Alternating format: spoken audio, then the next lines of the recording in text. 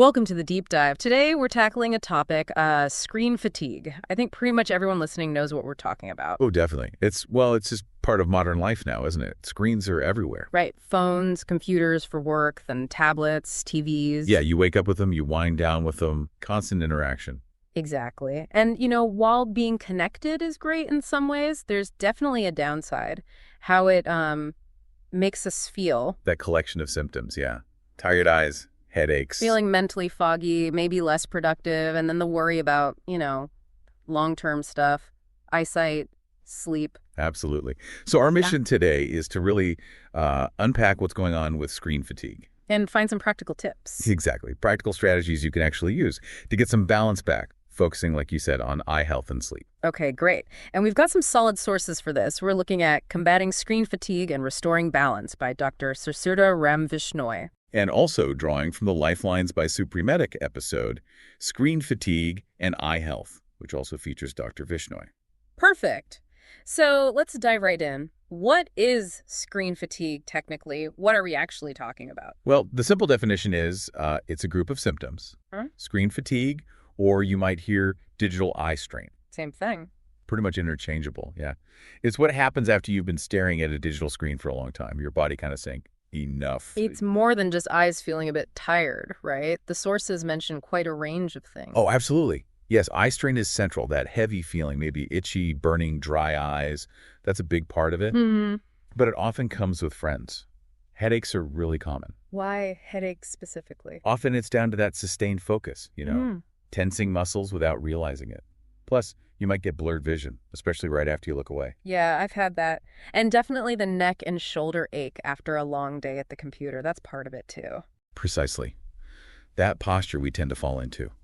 Leaning in, hunching over, huge strain on the neck, shoulders, back. Yeah. Then there's just difficulty focusing. Eyes feel blurry, tired. And mentally. Mental fatigue, definitely. Even feeling more irritable. Yeah. And a really key one we need to explore is how it messes with sleep. Okay, so it really hits us in multiple ways. What's the underlying cause? What's happening physically when we stare at screens? Well, there's several factors working together. A major one is just the intense focusing. Your eye muscles are working constantly, looking at something close up for hours. Like any muscle getting overworked. Exactly. Then there's blinking, or rather, the lack of blinking. When we're really focused on a screen, our blink rate just plummets. And blinking is crucial. It spreads tears, keeps the eye surface lubricated. So less blinking means? Dryness, irritation, that scratchy feeling. Okay, that makes total sense. I've definitely noticed myself staring, not blinking. What else contributes? Well, posture, like we mentioned. Bad ergonomics puts stress everywhere. Right, the slouching. And then there's the blue light coming off the screens. We'll get deeper into that. But it contributes to eye strain, and it's a major player in sleep disruption. Okay. And finally, just the sheer amount of information we're processing. Often multitasking, too. It's cognitively demanding, leads to mental exhaustion. Right. Information overload. Okay, we've got a good handle on the what and why of screen fatigue generally. Let's zero in specifically on the eyes now. How does all this screen time directly impact eye health? This is where blue light becomes a really important topic. The sources we looked at really emphasize that our eyes aren't naturally great at blocking this type of light. So evolution didn't quite prepare us for smartphones. Well, yeah, you could say that.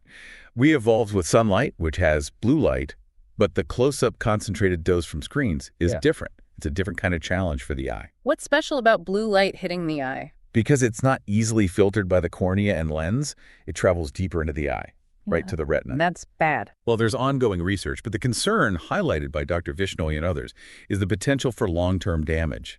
Specifically, there's investigation into links with macular degeneration. Wow.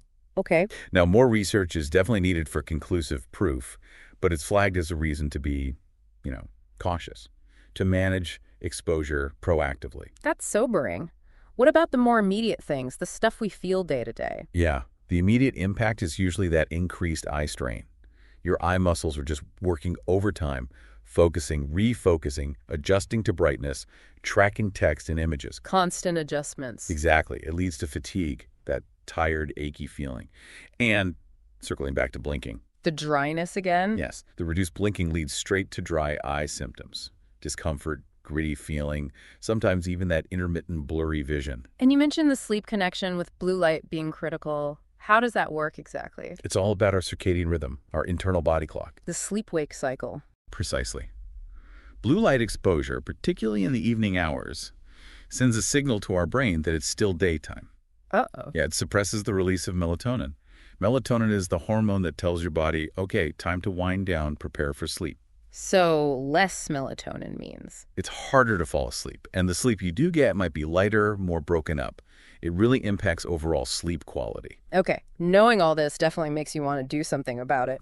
So let's talk solutions. What practical steps do the sources recommend? The good news is there are lots of things you can do, and many are quite simple.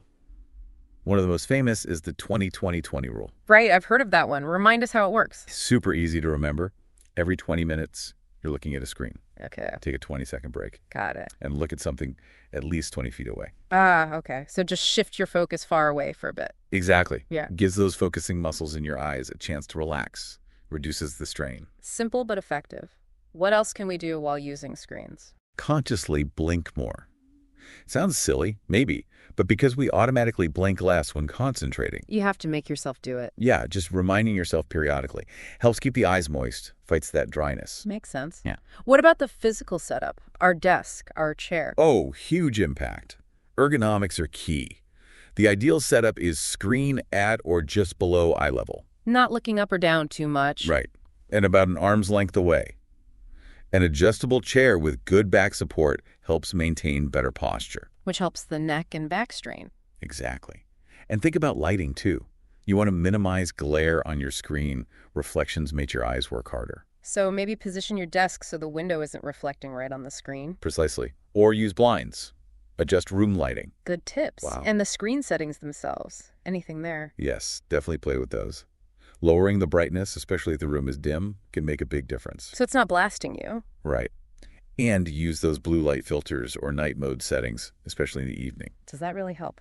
It reduces the amount of blue light hitting your eyes, which, as we discussed, can help with the sleep disruption aspect. Also, simple things. Increase the text size if you're straining to read. Adjust contrast. Make it easier on your eyes. Okay, so optimizing the visual environment. What about actually stepping away? How important are breaks? Crucial. Absolutely crucial. The advice is generally to get up and move around for a few minutes every hour at least. Stand up, stretch. Yeah, walk around a bit, do some simple stretches. It rests your eyes completely and helps with the muscle stiffness too. A whole body reset, Yeah. not just eyes. Good point. And Yeah. what about leisure time, the non-essential screen time? That's where setting boundaries comes in. Be mindful about how much time you're spending on social media or gaming or streaming. Easier said than done sometimes. It is. But consciously choosing some screen-free activities can make a real difference. Read a physical book, go outside, pick up a hobby that doesn't involve looking at a screen. Rediscover the analog world. Something like that, yeah. Give your eyes and brain a different kind of stimulation or just a rest. Okay, let's focus again on sleep. Those crucial hours before bed. What's the key takeaway? Avoid screens for at least an hour before bed. 2 hours is even better if you can manage it. Because of the blue light and melatonin? Exactly. Let your body naturally prepare for sleep. If you must use a screen, Yeah.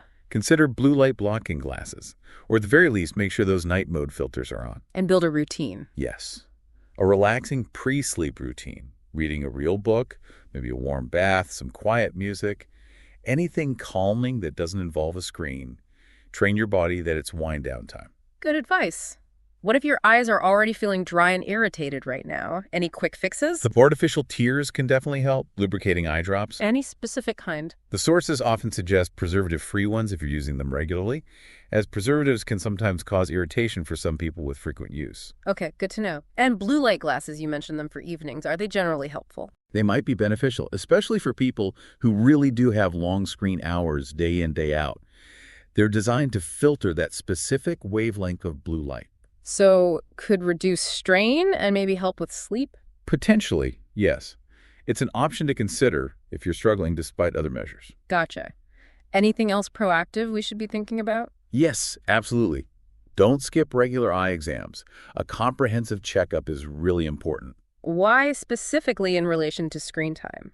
Well, an eye care professional can spot any underlying issues that might be made worse by screen use.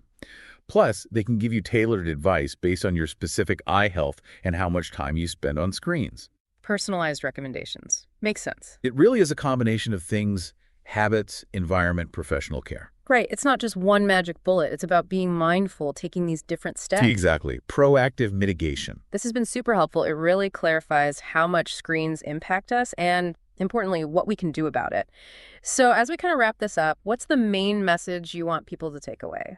I think the core idea is about being more mindful, more intentional in how we interact with our screens. It's key for protecting our vision, sure, but also our physical comfort, our mental clarity, our overall well-being, really. And it's not about demonizing technology or going completely offline, is it? Not at all. Yeah. It's totally unrealistic for most people anyway. It's about finding a healthier balance, a sustainable way to live with screens in our very digital world. Balance. That's the key word. Fantastic. Well, that brings us near the end of this deep dive. And thinking about all these strategies, I guess I'll leave you, the listener, with a final thought. Consider everything we've discussed. Which one or two things feel most doable for you right now? How could implementing even a small change tangibly improve your day-to-day comfort and maybe your long-term health in this screen-centric life? What's the small step that might make the biggest difference for you? Thanks for diving deep with us today.